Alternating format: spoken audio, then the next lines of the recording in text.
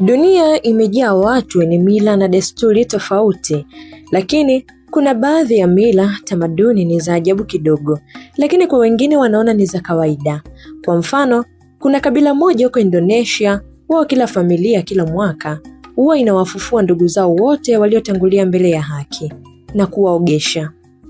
Wanawavalisha nguo safi na kufanya sherehe kubwa ya kumbukumbu na kuomba baraka na mafanikio mengi kutoka kwa hawa ndugu zao. Sherehe hizi hujulikana kama menene. Sherehe inaendana na chakula kizuri, kucheza mziki na kunywa pombe. Najua utakuwa unahitaji kufahamu zaidi mila na desturi nyingine za kushangaza zaidi hapa duniani. Ungana nami Matilda Baltazari kutazamia huko kwenye mila na desturi zetu zenye kushangaza zaidi dunia, huku wengine wakiona ni jambo la kawaida. Tuanze kuangazia kabila linalokula nyama za binadamu wenzao.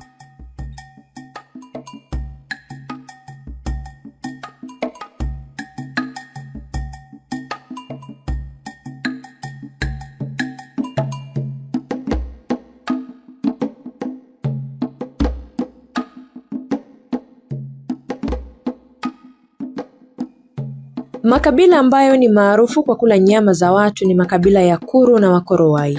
Yanapatikana kwenye visiwa vya Papua New Guinea. Lakini wiki hii tutaangazia makala haya kwa kulitazama kabila lingine linalopatikana kwenye visiwa hivyo. Ni kabila lingine maarufu linalokula nyama za binadamu visiwani humo, ni Wafore. Kabila hili lilikuwa halijulikani hadi miaka 1950 baada ya watafiti kuwafanyia utafiti huko, watafiti hao wakiwa kwenye hatari ya kuuawa na kuliwa miili yao. Wakati wa utafiti huo waligundua kuwa watu hao walikuwa wakila wenzao, walikuwa wakifariki dunia, hivyo kujikuta wakikumbwa na maradhi yaliyoitwa ugonjwa wa kifo cha kucheka, yani laughing death. Ugonjwa huu uliua wanawake na watoto wengi sana kutokana na kula nyama za watu. Walikuwa wanakula miili ya wenzao waliokufa badala ya kuwazika. Wakawafanya kitoweo kwa madai ya kwamba walikuwa wakiokoa wapendwa wao ili wasiliwe na funza pindi watakapooza. Nyama ya miili ya watu walikuwa wakiita nyama ya nguruwe mrefu, yani long pig. Wafore walisema ni bora miili hiyo ikaliwa na wao na ikae kwenye matumbo yao badala ya kuliwa na funza, kwa madai kwamba roho zao zitazidi kuishi kwenye matumbo yao, hasa ya wanawake. Kwa imani hiyo, wanawake walikuwa wakipewa ubongo wa upike na kula, kisha nyama kutengenezwa rosti, hivyo kula na watoto wao. Hata hivyo, ulaji huo wa miili ya wenzao pamoja na ubongo ulifanya wapate maradhi ambayo yaliua watu wengi wa jamii hiyo. Mtu aliyekuwa akipata ugonjwa huo alikuwa anapoteza nguvu na kushindwa kutembea, kisha mwili kukonda. Mtafiti aliyeitwa Dr. Gell alisema kilichokuwa kikisababisha maradhi hayo sio bakteria au virusi, isipokuwa protini iliyokuwa kwenye ubongo wa maiti, ambayo ikiliwa ilikuwa inaharibu ubongo, kwani ilikuwa inasababisha kucheza au kutikisika na kuharibu, jambo ambalo kitaalamu huitwa brain cerebellum. Ugonjwa huo uliwaandama sana watu hao wala miili ya watu hadi mwaka 2009 ambapo mtu mmoja aliyeripoti kufariki dunia kwa maradhi hayo. Lakini tukio baya lililotokea Julai 2012 ambapo watu 29 wa makabila hayo waliwala watalii kwa kupika miili yao, huku wanaume wakitengeneza supu ya sehemu nyeti na ubongo. Kitendo hicho kilisababisha serikali kuingilia kati. Kwa mujibu wa gazeti la National Newspaper la huko, kamanda wa polisi Anthony Wagambie alithibitisha kutokea kwa matukio hayo. Alisema wauaji waliamini kuwa waliowaua walikuwa wachawi ambao kwa kabila lao huitwa Sanguma, na kwamba walikuwa wakipata kilevi wenyeji huku wakifanya mapenzi na wanakijiji maskini kwa njia ya kishirikina. Kwa kula viungo vya binadamu, waganga hao walikuwa wanawaambia kuwa watapata nguvu ya ajabu na kwamba hata wakipiga risasi hazitaingia kwenye miili yao. Kamanda wa Gambia alisema waligundua kulikuwa na kundi la watu kati ya 700 hadi 1000 wa kijiji kaskazini mashariki ambao walikuwa wana imani hiyo. Alisema walikamata watu 28 wake kwa waume na walipandishwa mahakamani kujibu tuhuma za mauaji binadamu wenzao. Walipopatikana na hatia walihukumiwa adhabu ya kifo. Akasema watuhumiwa wote waliwekwa rumande na kuendelea kuwafuatilia wengine wanaokula nyama za watu. Alisema watu hao walifanya ukatili mkubwa kwa kuwaua watalii 7 na anaamini kwamba walikula miili yao. Ama kweli, bara la Afrika limejawa kuwa na mila na desturi nyingi ambazo zinafahamika na zingine ambazo hazifahamiki kwa ulimwengu mzima. Nyingine kati ya mila hizo ambazo hazifahamiki zinapatikana katika sehemu za ndani sana na zisizofikika kirahisi. Hilo lilikuwa ni kabila la Wafore. Kwa sasa ni kuacha na mila na desturi 5 ambazo si za kawaida zinazofanywa na baadhi ya makabila barani Afrika.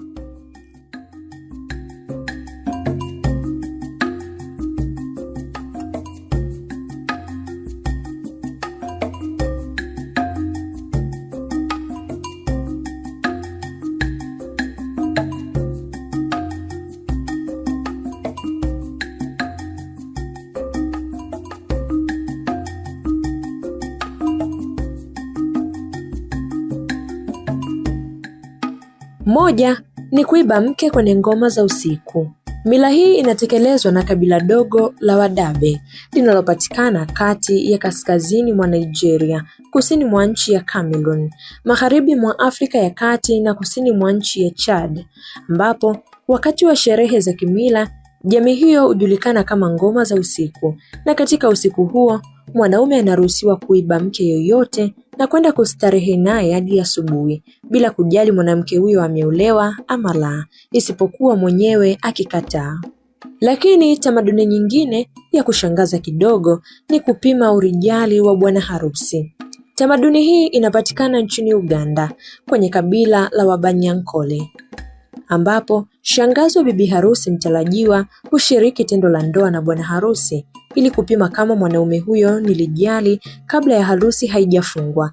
Makabila mengi nchini humo hulazimika kusikiliza dirishani wakati bwana wa bibi harusi kushiriki tendo la ndoa. Tamaduni ya 3 ni kuruka kundi la ng'ombe nchini Ethiopia. Kijana kabla hajafuzu kuingia katika hatua hiyo upimwa kwa kupewa jaribio la kukimbia na kuwaruka kundi la ng'ombe ambao wamepangwa katika mstari akiwa uchi. Tukio linalojulikana kwa jina la hama, ambapo baada ya kumaliza marafiki wa kike wa kijana huyo humponya majeraha yake na mafuta kisha kucheza ngoma na kufurahi pamoja.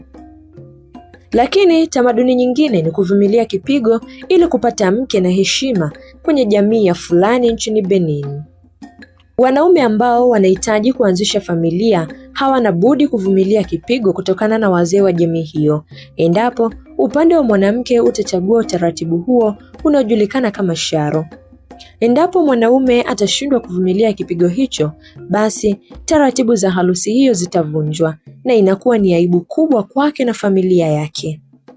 Tamaduni ya 5 na ya mwisho ambayo ni ya kushangaza kidogo ni sherehe za mazishi katika taratibu za mazishi za kabila la Chewa nchini Malawi.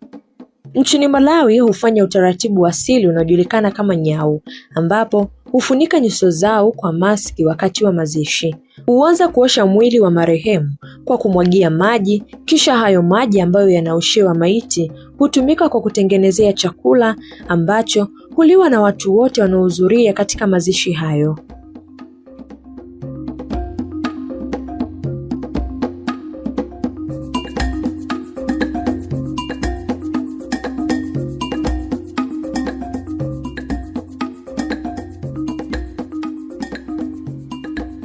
Kwa hakika dunia imejaa mila na desturi zinazotofautiana kutoka jamii moja hadi nyingine. Baadhi ya mila huonekana kuwa za kawaida kwa wenyeji wake, huku kwa watu wengine zikionekana za kushangaza au hata ngumu kuzielewa.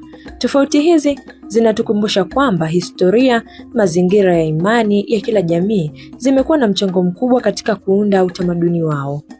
Pamoja na kuvutiwa na simulizi za mila mbalimbali duniani, ni muhimu pia kutambua kwamba baadhi ya desturi zimebadilika au kuachwa kadri jamii inavyoendelea, huku wengine zikiendelea kuhifadhiwa kama sehemu ya urithi wa kiutamaduni.